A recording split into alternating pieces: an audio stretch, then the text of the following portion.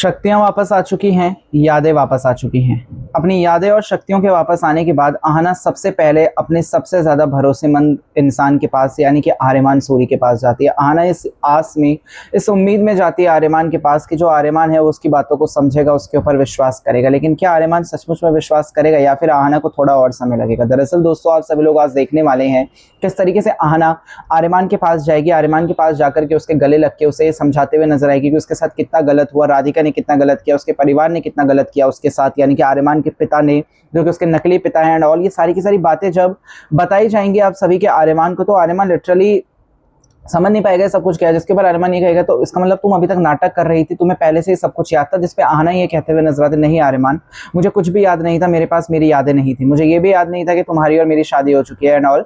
जिसके ऊपर आहना ये कहते हुए नजर आती है, तो फिर तुम्हारी जो शादी है आदित्य के साथ भी अब हो चुकी है, ये सारी की सारी चीजें। जिसके ऊपर आहना ये कहते हुए नजर आती है, बहुत कुछ ऐसा है जो तुम्हें लगता है बट वो है ही नहीं। जिसके ऊपर दोस्तों इतना ही नहीं, आगे आप सभी के जो आर्यमान सूरी है, आहना जब उसका हाथ पकड़ती है और उसे समझाते हुए नजर आती है कि उसके साथ कितना ज्यादा अन्याय किया गया, कितना ज्यादा उसको जान से मारने की कोशिश की गई, उसके साथ जो जो हरकतें की गई, उसके बाद आज अगर वो जिंदा है तो वो भगवान की, भोलेनाथ की काफ़ी ज़्यादा शुक्रगुजार है। लेकिन आर्यमान उसकी बातों पे विश्वास नहीं करता। जब वो उसे बताना चाहती है कि मेरे साथ इतना गलत हुआ है, तो आर्यमान ये कहता है, मुझे तुम्हारे ऊपर बिल्कुल विश्वास नहीं है।